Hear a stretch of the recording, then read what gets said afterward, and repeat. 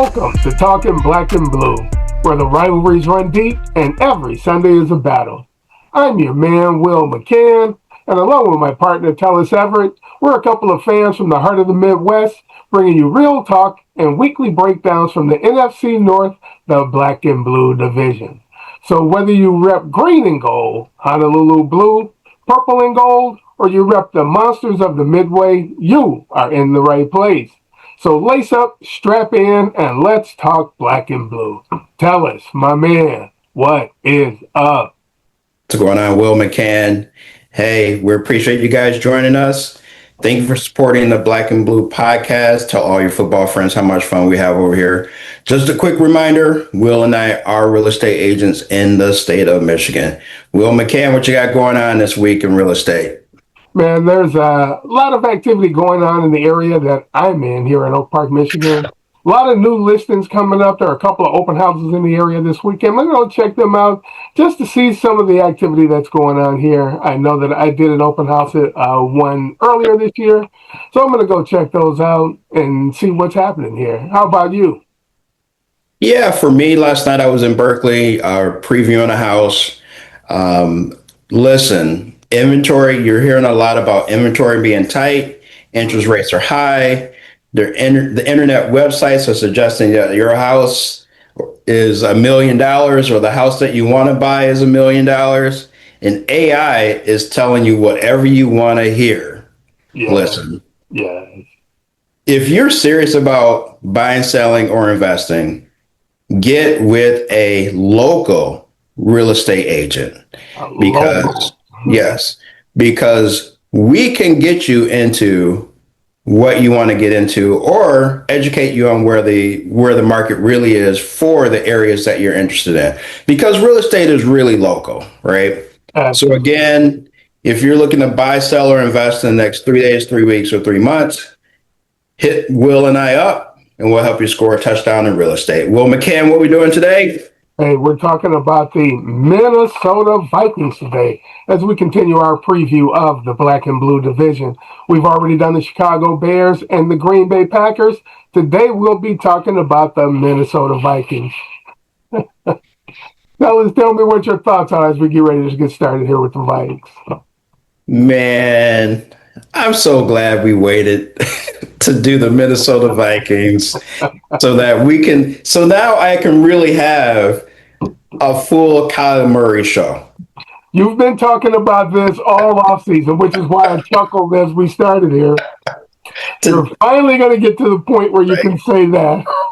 So today, buckle up, because it's going to be the Kyler Murray and Brian Flores show. All right, man, let's get into it. So let's talk about roster moves for the offseason. You already talked about Kyler Murray. Give me a second here. Let's get the graphic going here for the Vikings.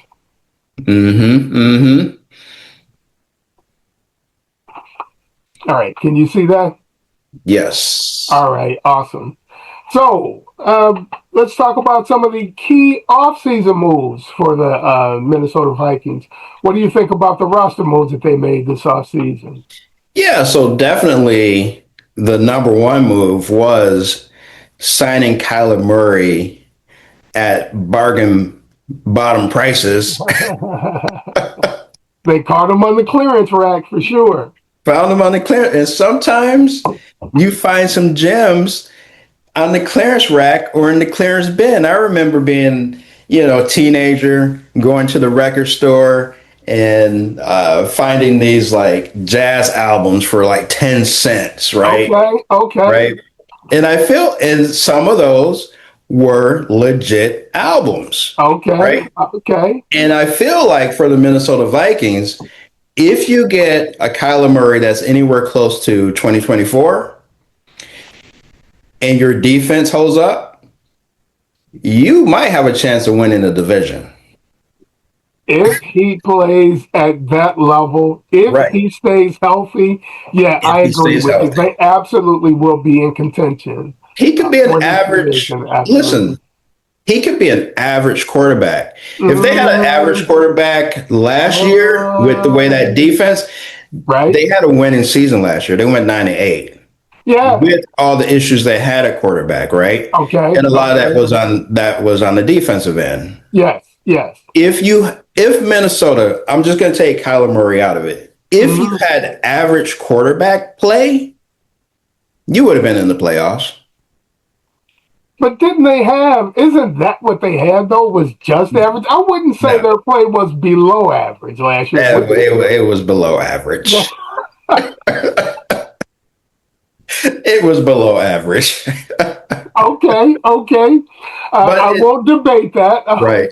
But in conjunction with Kyler Murray, you brought in Juan Jennings. So now you Right. got Justin Jefferson, Juan Jennings, Jordan Addison. Yes. Is that close to being one of the best receiver rooms in the NFC? In the NFC, not just the North, in the NFC, I would agree with you. I would right? agree with you. Yes. Right. Yes. And then you throw in your tight end, right? So it's offensively, it looks pretty good. And they brought over the coach from Miami that was handling the running game for Miami, Okay. right? Is it Smith? Who's the assistant coach? I can't think of his name. Name eludes me right now. Let Yeah, me go ahead. Let me see if I can look it up real quick. yeah. So you might be bringing the Miami running game to Minnesota. You and you're embracing. I would assume you're going to embrace the dual threat that is Kyler Murray, right? Let's hope they take advantage of that. We haven't seen Exactly. them do that to this point, but yeah, let's hope that they can take advantage of that. But when we're talking about their running game, they signed a fullback. So this might be a Will McCann game. This might be a Will McCann team right here. They signed a fullback. They're probably going to run out of the pistol. I A few, wouldn't doubt. I wouldn't doubt right? that. But Curtis Markins is the coach you were thinking of, and yeah, I Yeah. agree. Yeah, yeah, Yes. Yes.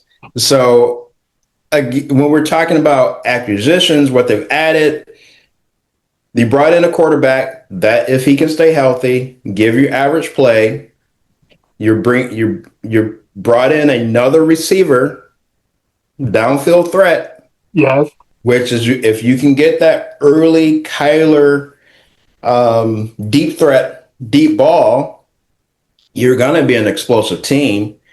And then you bring in a coach that's gonna bring in a running game that really, if you think about what Miami was doing with the running backs in that running game, man, I mean, whoo! So there's a lot there. You're just hoping that your offensive line and Darisaw stay healthy because you need that guy to stay healthy, right? And then on the defensive end, you're hoping that Banks stays healthy as well. Your number 18 overall pick. You're hoping that he stays healthy. But another thing that is low key about the defense is even though it's a younger defense, they're keeping most of their linebackers, right? That they're bringing back. hmm So again, when I talk about the Brian Flores show, and you'll probably get into this a lot more than me, they blitz the most of any team in the NFL, but they weren't getting pressure. But you saw that kind of change a little bit toward the end of the season. So if they're getting pressure with those blitzes, that's going to be a wild defense. I know yeah, I had a lot to unload there. yeah. I know that's cool. Yeah, I agree with you, man. Brian Flores' defense is always going to be difficult to deal with. They still have Andrew Van Ginkel on the outside. He's still going to be coming off the edge. I'm concerned about losing Renard, but the young man, their draft pick, Dallas, name eludes me right now. First round draft pick from 24. They're going to be expecting him to step up, and we'll see what kind of impact he's going to have this season.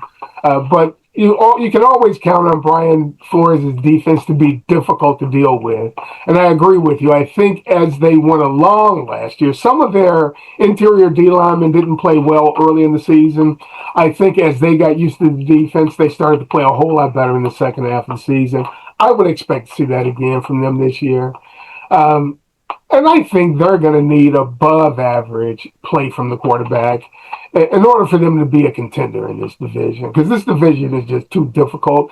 If they get average play, they're going to win 9, maybe 10 games. 10 games may not get you in the playoffs in the NFC this year. And if it does, only one 10-17 is going to make it. So um, I'm a little concerned about them there. Caleb Banks, big physical guy. I'm looking at Big Citrus, the Greek kid. I'm looking at him to come in and have some impact on the interior of this defense. Young defensive linemen, though, sometimes take a minute. I think there were veteran linemen last year who struggled early with Flores' defense. It'll be interesting to see how the young linemen come into this season for this team. But yeah, they could be a scary defense if their young interior linemen play the way they are projected to play. They could be really difficult for them. But I think they're going to need better play from the quarterback. Murray and his ability to run is an element that I agree with you. You have to take advantage of it because it's part of his skill set. It's Right. what gets him into the game. It's what gets him into the flow of everything. Right. There's always been some questions about the young man and his leadership ability. And the most important thing for a quarterback is his leadership ability. So it'll be interesting to see now that he's in a different environment, now that he's been somewhat humbled. We'll see if he has a Baker Mayfield type of adjustment in his career, or if he'll be just one of those guys who always thinks he's a little bit better than he is. Right. Right. So the young man you're talking about is Dallas Turner. Dallas Turner, yeah. Outside linebacker. Yeah. And that's what I was talking to him, and he was having a nice mini breakout last year, right? Mm-hmm. So that's what I was talking about earlier. You have these young linemen coming in, but you still have the core of your defense, which is those linebackers, and Brian Flores' ability to move these people around and show different looks. And it's a defense where almost everyone needs to know what every other position is doing, but they can also play the other positions. And right? You have to be able to do that, yeah. And they've got a guy like Josh Metellus. Shout out to Josh Metellus, the Michigan grad, who is their strong safety, their nickel. When they play nickel, he's got the ability to stay on the field and be a linebacker in certain alignments and be able to play deep as a safety too. So having a guy like that, and they were able to phase out Harrison Smith, even though he's going in the Ring of Honor one day for the Minnesota Vikings, and people will be talking about him as a future Hall of Famer. But they've kind of phased him out over the last couple of years, and I don't think he will be missed as much as a lot of people think. Right. You mentioned leadership. Mm-hmm. So again, as a leader, Kyler Murray just has to be average or above because the bar was set so low last year. I don't think Kyler Murray is going to come out here and be like, 5 had a touch, I just have to come out here and beat 5. Right. And the other thing we have to account for, yes, he did have some tough times in Arizona, right? Mm-hmm. However, he is an 8-year veteran. Yes. So I'm giving him some credit for being in the league 8 years. He's getting with one of the best quarterback coaches in KOC. So again, it's like if everything works out for them, they can make some noise. My big concern is Kyler Murray staying healthy and that and you have some killer receivers, but that receiver room is razor thin. You don't have any room for anyone Not to a be lot of depth. Yeah, right, they're going to miss Jalen Naylor. I agree with you. right, exactly. You know, So and yeah, I was my gonna say, yeah, just the back to the leadership thing. I think there was an issue with JJ McCarthy and what he was in the locker room, right? yes, And I know that the players were being PC and they weren't leaning one way or the other before this right, decision was made. right. But I think you can see now where the players are like, okay, we're bought in. We got the guy. Let's ride it out. Yeah, I will. On that, I will say I'm always concerned when a team doesn't jump to the quarterback's defense, right? Right. Or or any player that is coming under some type of scrutiny. When Hmm. the other guys don't jump to his defense, to me, that always says something. Anything that's not contract related, because contracts is just staying out of another guy's business, right? Right. But when it comes to, personal issues or, play issues, when other guys don't come to a guy's defense, that always catches my attention. Right. So let's You talk you about, have go you ahead. have kind of your approach with the Minnesota Vikings is kind of the vibe that the Minnesota Vikings have. You're very cautious, but you're intrigued. Yes, absolutely. Absolutely. Yeah, I can't go all in, but I can't take my eyes off either. Exactly. They're It, you going to be know, the best watch. I'm, They're going to be the I'm best trying watch, to, I yeah, think. I'm trying to hold off on the point I'm going to make about all the ifs. I keep hearing a lot of ifs when we're talking about this That's team, right. right? That's right. Well, let's talk about their coaching staff and the culture of this team. We talk about KOC a lot. I always talk about how I'm a fan of his. Do you think the talking about that whole leadership team and the team, do you think the team has bought in? Do you think the team is still united as they try to move forward with Kyler Murray as a quarterback? I think so. I think, and they kind of have to be if they want KLC to stick around because he If they is, want KOC to stick around, yeah, he's entering the season with a warm seat.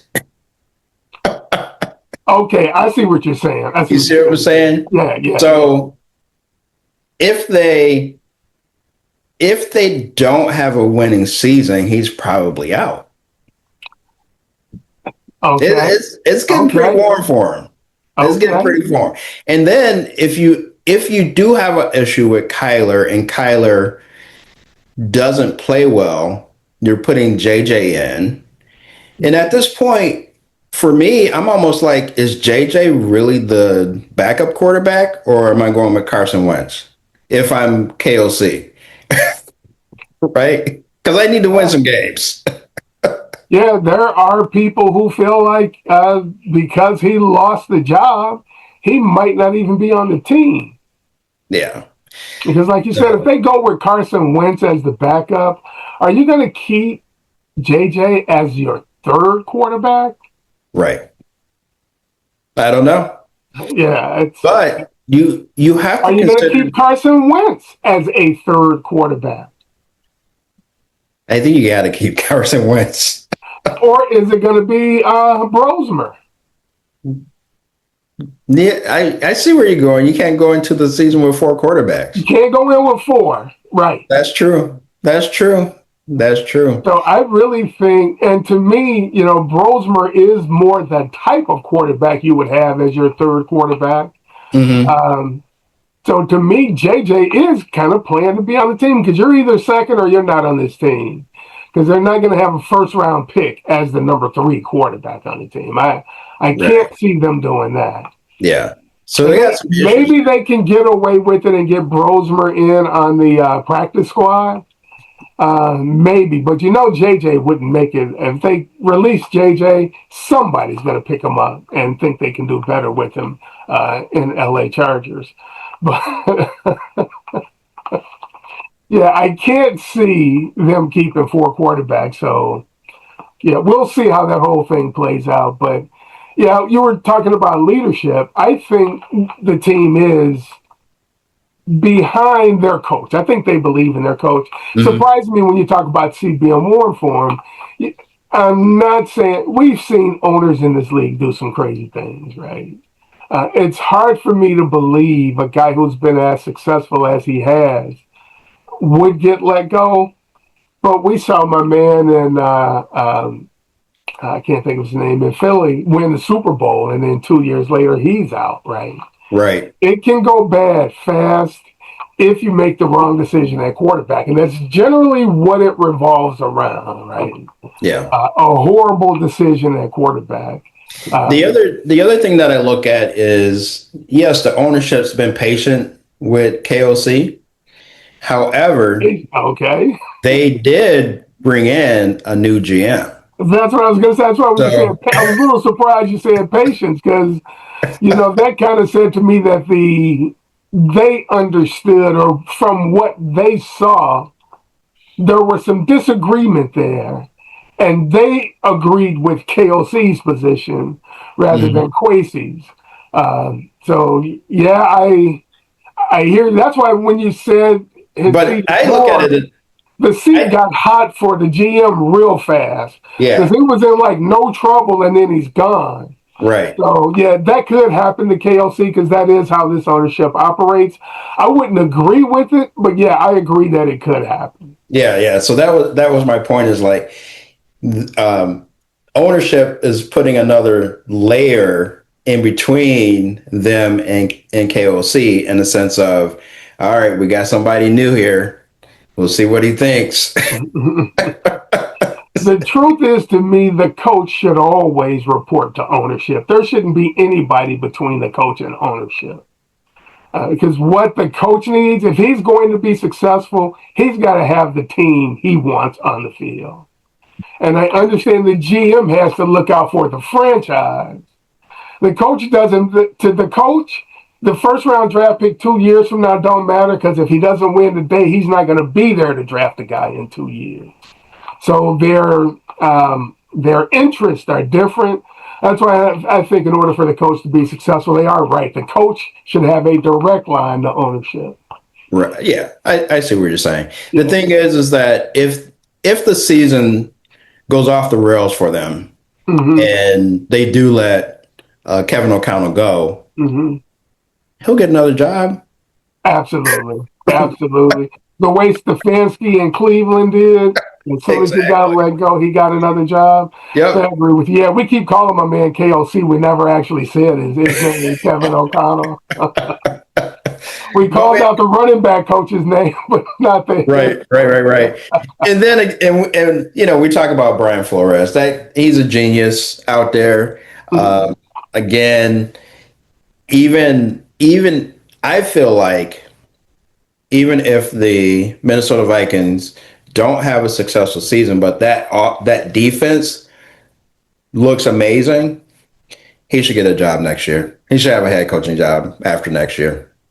Yeah, he's always going to have difficulty because has his lawsuit against the NFL been settled? It hasn't. Until that suit gets settled, he's going to have a hard time finding a gig, man. That's going to be an issue, man. That has to get Uh, settled before I think he'll get another opportunity. yeah, yeah. All right, so let's talk about who the key players and breakout players are and could be for this team. Who do you think somebody is that's a sleeper on this roster who could have a big season? And who is the one guy, other than the quarterback, this team cannot lose? Well, the one guy they can't lose is Justin Jefferson. Okay. They that guy. I mean, the numbers he put up last year with below average quarterback play Yes. from from three different quarterbacks. You can't lose Justin Jefferson. Yeah. It's just Yeah. not. It's just not possible, right? And then I think the breakout player, um, it could either be Dallas Turner or it could be Ingram Dawkins on the defensive line, right? Mm-hmm. Again, I think the offense is going to be what it is if everybody is successful in doing what they need to do. But I really need the defense and that defensive line to be solid for Yeah. them to get to the place where I think they can be very, very competitive. And because we're talking about a division where all four teams finish with a winning record, 500. Yeah. right? So the glaring issue that they have for me is that defensive line. So if you have someone like Ingram Dawkins that can come in and, light it up, there's a little bit of buzz about him in the camp. So so that's where I'm at. Yeah. I haven't followed a lot of the reports out of camp for this team so far this offseason. I'll probably be doing that a little bit more next week. But just all offseason, man, I've been thinking the team moving Grenard says to me that Flores thinks Dallas Turner is ready to take that step. Right. So in order to address a salary cap issue, they moved a player at a position of strength, in their opinion, because they can absorb that loss. They think Turner can provide that same level of production that Grenard did. That's a lot of snaps he's going to be taking this year versus what he's done in the past. But this is his third year in the league, right? Right. This is his second consecutive training camp, or off season, I should say, for with the team. So I would expect him to be better this offseason. So he's the player I think that can be a breakout player for them. And to me, the one guy they cannot lose, they lost Ryan Kelly already to retirement, even though they went out and got, what is his name, Bradbury, to come in and play center for him. Yeah. They lost a major piece in the middle of their offensive line. So I think Darisaw going down again would be a big impact. They lost Ryan O'Neal on the right side last year also. I thought between one of those two guys, losing either one of those guys I think could affect them because the left tackle position is a little more effective or a little more important in the pass game. That's why I say Darisaw to me is the one guy this team cannot lose in order for their season not to go off the rails. I agree with that. And your Dallas Turner pick, he probably will end up having some type of, if he has the year that everybody's thinking about, he should have some defensive award accolades at the end of the year. Grenard came over from Houston and was a different player in this defense than he was when he was there. So, I expect him playing that role to have a big impact in this decision, in this division. So where do you think this team can finish? It can and will finish in this division. How do you think they stack up against the other teams in this division? Well, I mean, the division is so tough, and we talk about it every year. I think the Bears are probably going to be the toughest team for them to play in the sense of they're almost a mirror image of each other as far as offensively, right? Okay.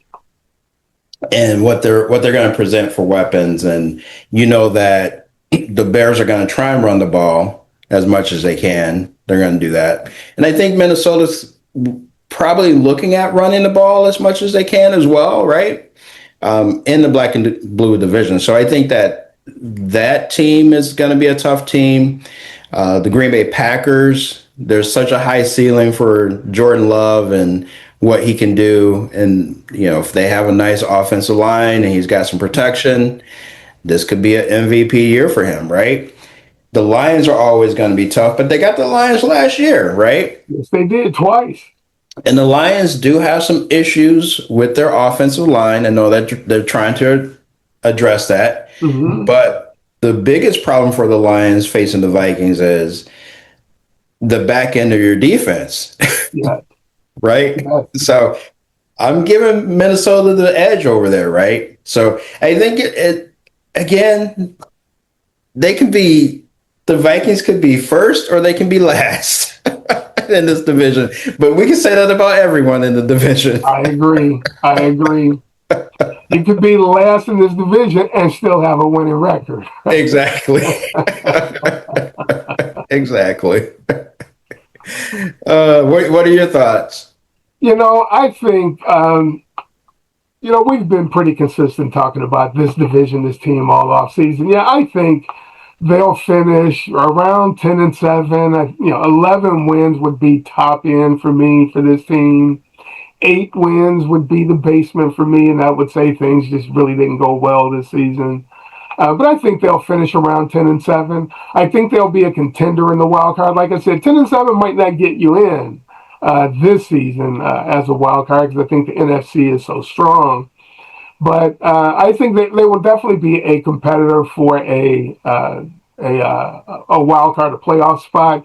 Mm-hmm. And like you said, if they get that play, that veteran play, high level quarterback play that I think they need from Kyler Murray, they could definitely win this division because they have enough other. Their roster is strong enough that if they get strong quarterback play, they can win this division. Yeah, so they won 9 games last year. They could with win. what They with could what win two some more people say is games. with what some people say is below average quarterback play. Exactly. So they could win 2 more games, right? So best case scenario for me is that they're 11-6. But if it's a disaster, it's 6-11, Yeah, yeah. right? So that's kind of where I'm at with it. It's again, it just depends on what type of play they're getting out of the quarterback, how that running room is looking and what they're doing there, and then what the defensive line is able to produce. Mhm. Those things are going to be important. But the key is Kyler Murray. The key is still the quarterback. And like I said, the roster is good enough that if this team only wins 6 games, it's more than just quarterback play that went off the rails Right. this year. They Yeah, would yeah, have to yeah. have had a number of injuries. Number of I think the injuries. roster is too good for them to only win 6 games, even if they proved last year, even if they're not getting above average quarterback play, they can Mhm. still win. Yeah. So that's what I would expect out of this team. You got a bold prediction? My bold prediction for the Minnesota Vikings is that by the end of the season, JJ McCarthy is the starting quarterback for this team. Woo! Oh, that's bold. I'm gonna go the other direction. My bold prediction is the Minnesota Vikings sign Kyler Murray to a 4-year deal. mm. Top market contract, 4 years. Ooh. Yeah. We are on totally opposite ends of where this thing is going. This is why we do the pod, right? There's different But opinions out there. this will definitely be fun to watch. This is going to be a fun team to watch. Like you said, I like this roster. I like Kevin O'Connell as a coach. I like the way he negotiates a quarterback through a game. But I've got some concerns about the quarterback position, and uh, So I'm extremely cautious. are we overlooking the compatibility of Kyler Murray with Kevin O'Connell? This offense, I would have to say yes. I'm totally overlooking that. Yes. Okay. So you think there needs to be an adjustment, and do you feel like Kevin O'Connell can make that adjustment for Kyler Murray? I think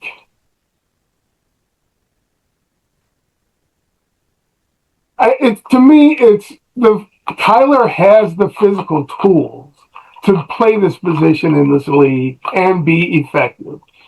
And at times, using his running ability, using his athletic skills, can be an above average quarterback. Why isn't he consistently playing at that level? There is something missing to me mentally. He doesn't seem to be the type of leader it takes to be a winner in this league. Sometimes it's just maturity, right? Right. And people don't all mature at the same rate, right? Right. And sometimes it takes a significant emotional event in your life for you to change your line of thinking, right? Yeah. And I haven't seen it yet for him, and that's what makes me so concerned about it. If he's the same dude that he was in Arizona, KOC won't be able to get through to him mentally to get him to change his game. So that's why I'm concerned. I get you. I feel you. So, hey, I mean, we want to get into this quarterback top 10, 15 issue. We didn't talk about something at the beginning of the podcast. We're going to wait till the end here to introduce this. You know, Tellis and I have been talking, man. There have been a number of lists of top 10 quarterbacks in this league. Every year, Chris Sims, Phil Sims' oldest son, who played for Tampa Bay, every year he ranks the top 40 quarterbacks. I've talked before about how every year at somewhere between 63 and 68 quarterbacks play every season, or 68 guys start an NFL game. So there are a lot of guys who start multiple games. He puts his list out every year. Dan Orlovsky over at ESPN puts his list out every year. And Tellis and I looked at all of these people's lists and like, come on, man, these lists are crap. Yeah.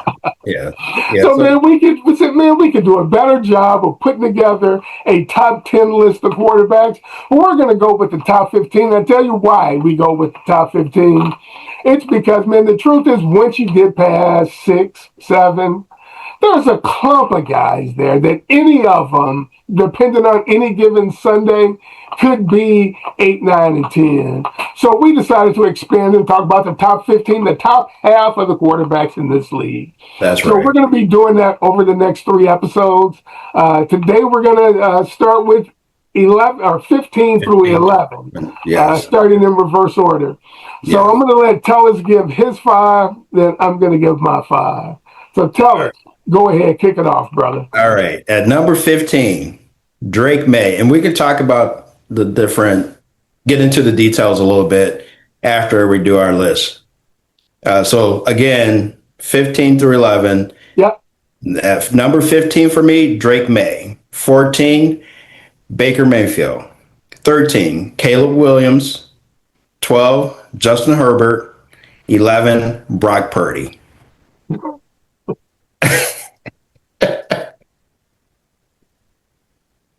All right, so let me run it back to make sure I captured it correctly. Yep. At number 15, you have Drake May. Yes. At number 14, you have Baker Mayfield. Yes. At number 13, you have Caleb Williams. At number 12, you have Justin Herbert. And at number 11, you have Brock Purdy. Yes. See, this is fun right here, man. Check it out. At number 15, I have Justin Herbert. At number 14, Brock Purdy. At number 13, Drake May. At number 12, Caleb Williams. At number 11, Baker Mayfield. Our 11 through 15 are the exact same players. We just have them in different order. Which proves my point, right? Exactly. So let's go. We're going to start with your list and we'll contrast with my list and we'll just talk about, because they're all the same players, right? They're all the same players. So let's talk about why, well, go ahead and talk about your list 15 through 11 and why you have it. Yeah. So I put Drake May at 15. On the outside of this 15, because there could be if we're looking at it, there could be roughly three other players that could be number 15, right? Name those three. CJ Stroud. Okay. Trevor Lawrence. Okay. Bo Nix. All right. And I would have put Daniel Jones in that list also. But okay. Right. Continue. Right. But Drake May makes my list, even though I'm penalizing him for only playing one season. Right. Okay. He makes my list because his EPA per play is the highest in my top 15. Okay. So he's a 0.26, right? Okay. Is the highest. He also has the highest success rate at 51%, almost 52%. So he makes my list because he has the numbers. This is the only reason why he's there. But I penalize him because he's only done it for one season, right? I agree with you. He's 13th on my list. Mm-hmm. I agree with all of those exact same reasons you have. And the reason I have him lower than a lot of the other guys have him is because of that same reason. He's only done it for one season. I can't have him any higher than that after only seeing it for one season. Right. So then Baker, Caleb, and Justin, those are vibes for me. Okay. All right. They all have some type of intangible. Okay. That gets them on the list. So, when you're talking about Baker, he's just that guy, right? Yeah. Like he has a chip on his shoulder. It's not a chip. It's not a boulder. It's a mountain. Right? Yeah. And I love players like that. I agree. Right? He is a football player. He's not a quarterback. He's a football player. He is a football player. Yeah. So he's on my list. Caleb showed me something last year. Yes, he did. I still need to see it this year. I need to see it again. Right. And Justin Herbert, cannon of an arm. He's just so physically talented. So those three are vibes for me, right? Yeah. And then Brock Purdy, when you look at Brock Purdy, he's got some decent numbers. Yeah. And he's got some playmakers around him. Yeah. Last year, he wasn't as successful, but he's been consistent. Yes. For someone who was taken at the last spot in the NFL draft. The very last player drafted, Mr. Irrelevant. He's gutsy. Yes. Right? He has that intangible, not to the level that like a Baker Mayfield does, but he's gonna make some plays for you. Yes, he will. Right? He's gonna pull the ball down, he's gonna make some plays, he can make the throws, he can make almost all the throws. Yeah. So again, that's my top 5. I'm on my first 15, like 15 through 11. Like I said, I agree with you. We have all the same players. I've got Herbert at 15, though, because even though he's so physically talented, his production hasn't matched his talent yet to me. And a lot of, you always hear, there's always some issue. They had too many defensive injuries. They had too many offensive line injuries. And those things have been true, I would say. So you got to see something out of him at some point. At some point, if he is that dude, he's got to carry the team. He can win. You can win with him when the roster around him is solid. Not even a great roster, but a solid roster. He can win. That's why, that's why I have him at 15, because some of his production doesn't match his talent. Yeah. And for the opposite reason, I've got Purdy at 14. His production exceeds his talent, right? So he makes my list at 14.